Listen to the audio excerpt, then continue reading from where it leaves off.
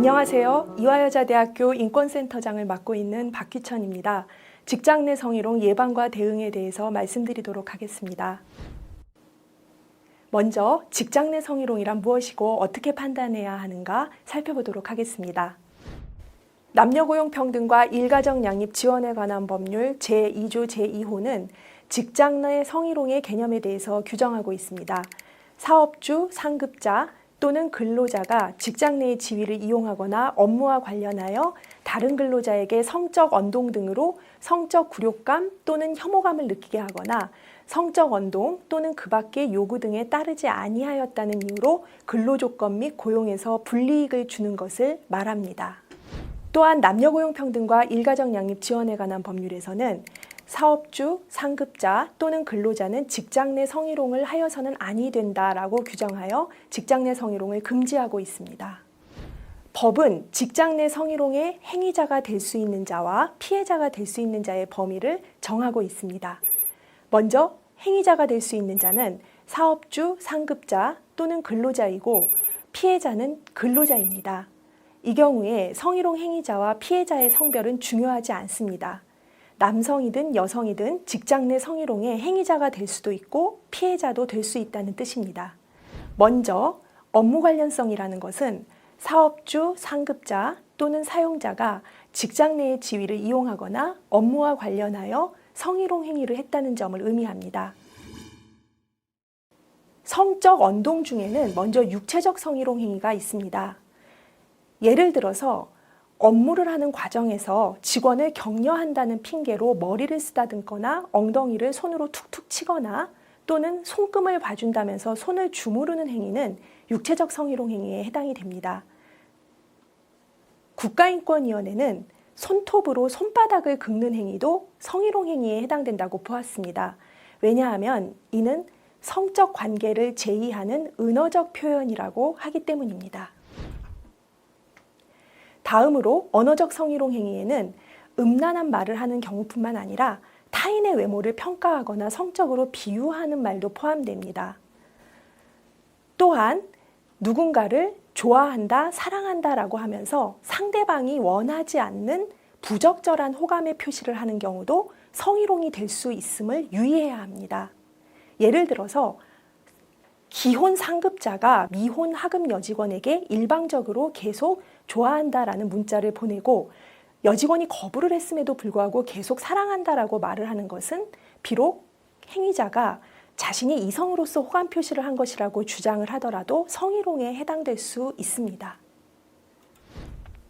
시각적 성희롱의 대표적인 예는 자신의 신체 부위를 고의적으로 노출하거나 옆에 직장 동료가 있음에도 불구하고 음란한 동영상을 보는 경우 등입니다. 그 밖에 사회통념상 성적 굴욕감이나 혐오감을 느끼게 하는 것으로 인정되는 모든 행동은 성희롱 행위에 해당될 수 있습니다. 최근 국가인권위원회가 판단했었던 사건 중에는 사무실 업무용 컴퓨터에 설치된 메신저로 남자 직원들끼리 대화를 하던 중에 여직원들에 대해서 성적 비하 표현을 한 것이 성희롱에 해당된다라고 판단했었던 사건입니다. 해당 여직원이 가해자 중에 한 명인 상사의 지시로 그 컴퓨터를 보는 과정에서 자신들을 성적으로 비하하는 대화 내용을 보게 된 것입니다. 이에 대해 국가인권위원회는 가해자들이 대화의 유출 가능성을 인지하고 있었고 실제로 유출되어서 피해자들이 가해자들의 행위로 인해 성적 모욕감을 느꼈을 것이 인정된다고 판단했습니다. 성희롱 행위로 인한 피해는 성적 굴욕감 또는 혐오감을 느끼게 하는 것 혹은 근로조건 및 고용상 불이익을 주는 것입니다. 피해자가 성적 굴욕감 또는 혐오감을 느꼈는지 여부를 판단하기 위해서 대법원은 합리적 피해자의 관점에서 판단해야 한다고 하고 있습니다. 합리적 피해자의 관점이라는 것은 우리 사회 전체의 일반적이고 평균적인 사람이 아니라 피해자와 같은 처지에 있는 평균적인 사람의 입장에서 판단해야 한다라는 뜻입니다. 그리고 피해자가 성적 굴욕감 또는 혐오감을 느꼈는지 여부를 판단할 때 행위자가 성적 의도를 가지고 있었는지 여부는 성희롱 성립 여부와 무관합니다. 또한 대법원은 법원이 성희롱 관련 사건을 심리할 때 성인지 감수성을 잃지 않아야 하고 피해자가 성희롱 사실을 알리고 문제 삼는 과정에서 2차 피해를 입을 수 있다는 점을 유념해야 한다라고 하면서 피해자가 처하고 있는 특별한 사정을 충분히 고려해야 한다라고 판시한 바 있습니다. 성인지 감수성이라는 것은 특정 개념이 특정 성에게 유리하거나 혹은 불리하지 않은지 검토하는 관심과 태도를 뜻합니다. 예를 들어서 성희롱 피해자의 평소 행실이나 옷차림을 비난하면서 성희롱 피해의 책임이 피해자에 있다고 하는 것이 가장 대표적으로 성인지 감수성이 결여된 경우라고 할 수 있습니다. 다음으로는 직장 내 성희롱 예방과 대응 관련된 사업주의 의무에 대해서 살펴보도록 하겠습니다. 남녀고용평등과 일가정 양립 지원에 관한 법률은 직장 내 성희롱과 관련된 사업주의 다양한 의무에 대해서 규정하고 의무 위반 시의 벌칙에 대해서도 규정하고 있습니다. 사업주는 성희롱으로부터 근로자를 보호하고 성희롱을 예방해야 할 책임을 지는 주체라는 점에서 보다 엄격한 규율을 하고 있습니다. 다음으로는 성희롱 예방 의무입니다. 성희롱 예방 교육은 매년 1회 이상 사업주, 근로자 모두 받아야 하고 성희롱 예방 지침 내용은 근로자가 자유롭게 열람할 수 있는 장소에 항상 게시 또는 비치해야 합니다. 또한 성희롱 예방 지침을 마련하고 근로자가 자유롭게 열람할 수 있는 장소에 항상 게시 또는 비치해야 합니다. 다음으로는 성희롱 발생 시의 조치 의무입니다. 성희롱 사건을 접수하거나 혹은 성희롱 사건을 인지한 경우에는 지체 없이 조사를 해야 하고 성희롱 조사 기간 동안에는 피해 근로자 등에 대해서 근무 장소 변경이나 유급휴가 명령과 같은 적절한 조치를 취해야 하고 성희롱이 확인된 경우에도 피해 근로자 등이 요청하면 근무 장소의 변경이나 유급휴가 명령 등 적절한 조치를 해야 합니다. 성희롱이 확인된 경우에는 지체 없이 성희롱 행위자에 대해서 징계나 필요한 조치를 해야 합니다. 이 경우 징계 등의 조치를 하기 전에는 그 조치에 대해서 피해자가 어떤 의견을 가지고 있는지 들어야 합니다. 또한 성희롱 사건을 조사하는 사람, 보고받은 사람, 조사 과정에 참여한 사람들은 성희롱 피해자의 의사에 반해서 비밀을 누설해서는 안 됩니다. 왜냐하면 비밀을 누설함으로써 성희롱 피해자에게 또 다른 2차 피해가 발생될 수 있기 때문입니다. 특히 법에서는 성희롱 신고자와 피해자 등에 대한 불리한 처우를 금지하고 있고 그 금지되는 불리한 처우의 내용을 상세하게 규정하고 있습니다. 첫째, 파면, 해임, 해고, 그 밖에 신분 상실에 해당하는 불이익 조치. 둘째, 징계, 정직, 감봉, 강등, 승진 제한 등 부당한 인사조치. 셋째, 직무를 미부여하거나 직무를 재배치하거나 그 밖에 본인의 의사에 반하는 인사조치. 넷째, 성과평가 또는 동료평가 등에서 차별이나 그에 따른 임금 또는 상여금 등의 차별지급. 다섯 번째, 직업능력 개발 및 향상을 위한 교육훈련 기회의 제한. 여섯 번째, 집단 따돌림, 폭행 또는 폭언 등 신체적, 정신적 손상을 가져오는 행위를 하거나 그 행위의 발생을 방치하는 행위. 그리고 마지막으로 그 밖에 신고를 한 근로자 및 피해 근로자 등의 의사에 반하는 불리한 처우를 금지하고 있습니다.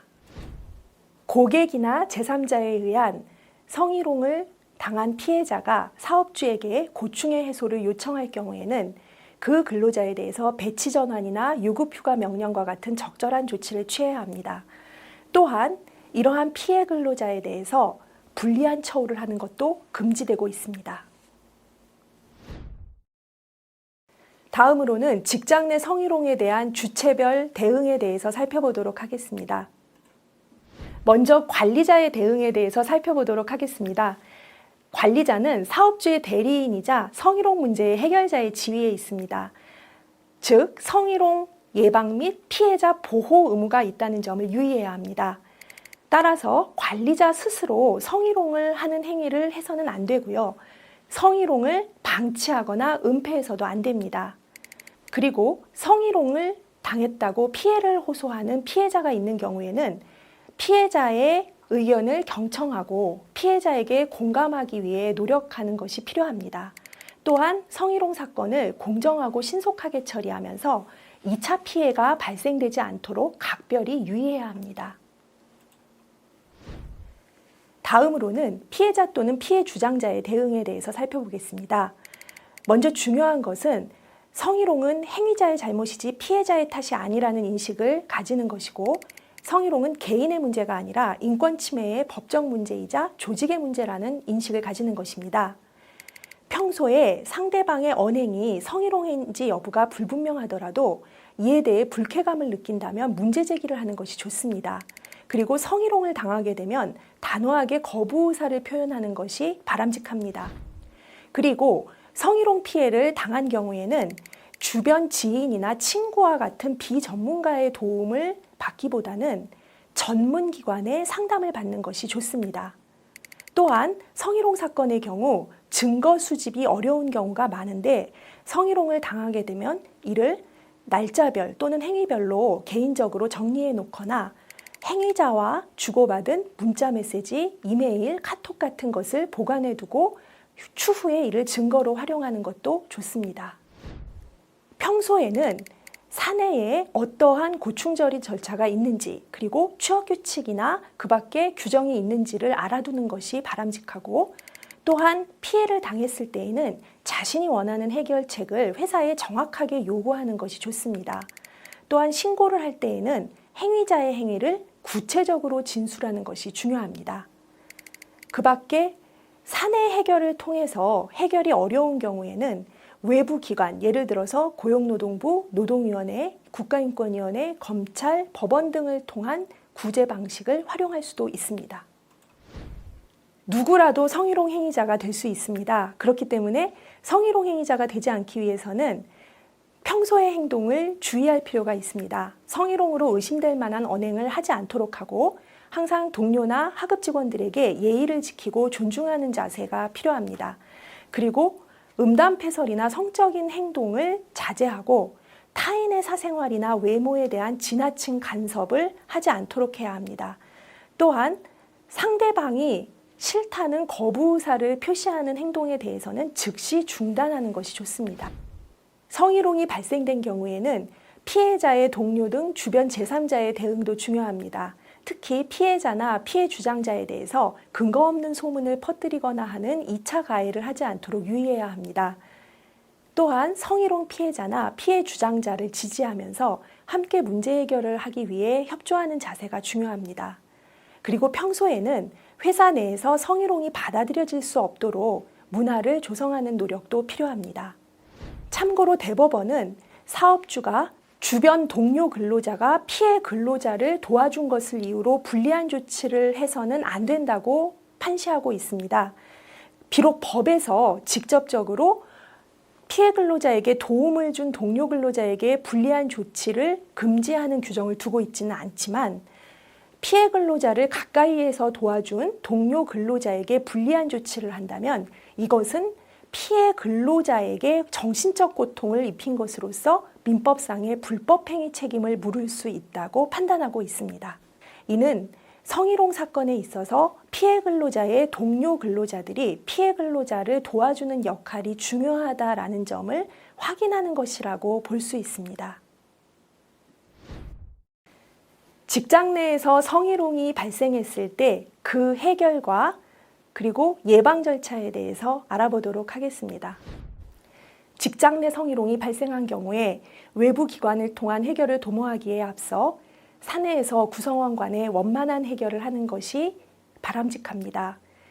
사내에서 해결을 하는 경우에는 피해자의 관점을 중시하는 피해자 중심의 원칙, 직장 내 성희롱 예방을 위한 규범의 확립, 피해자 및 관련자의 인권 보호, 그리고 철저한 사후 관리와 예방이 이루어져야 합니다. 성희롱 고충 상담의 기본 원칙은 피해자와 같은 성의 상담자가 별도의 공간에서 상담이 이루어지도록 해야 하는 것이고, 상담원은 피해자의 비밀을 보장하면서 신속하고 공정한 절차가 진행되도록 해야 한다는 것입니다. 사내 해결 절차는 첫째, 접수와 상담을 통한 사건 개요 및 피해자의 요구 파악. 둘째, 성희롱 담당 기구를 구성하여 사실관계의 조사와 의결, 그리고 피해자가 요청할 경우에는 근무장소 변경 등의 피해자 보호 조치가 이루어져야 합니다. 셋째, 행위자와 피해자에 대해서는 행위자에 대한 징계 및 인사조치가 이루어져야 하고 피해자의 요구가 있는 경우에는 근무장소 변경 등 적절한 보호 조치가 이루어져야 합니다. 마지막으로 전 직원에 대해서 성희롱 의식 및 실태 조사를 하고 성희롱 예방 교육을 실시하는 등의 재발 방지 대책과 후속 조치 등이 이루어질 필요가 있습니다. 직장 내 성희롱, 발생된 후에 제대로 해결하는 것도 중요하지만 평소에 성희롱이 발생되지 않도록 예방하는 것은 더욱 중요합니다. 성희롱을 예방하기 위해서는 구성원 간의 서로의 인격을 존중하고 인사관리에서 성평등을 확립해야 합니다. 그리고 음주 위주의 회식 문화나 접대 문화를 지양하는 것이 좋습니다. 또한 성희롱 관련 사내 규칙을 명확하게 수립하고 성희롱 예방 교육을 철저하게 실시해서 조직 내에서 성희롱이 허용되지 않는다는 것을 구성원들에게 인식하게 해야 합니다.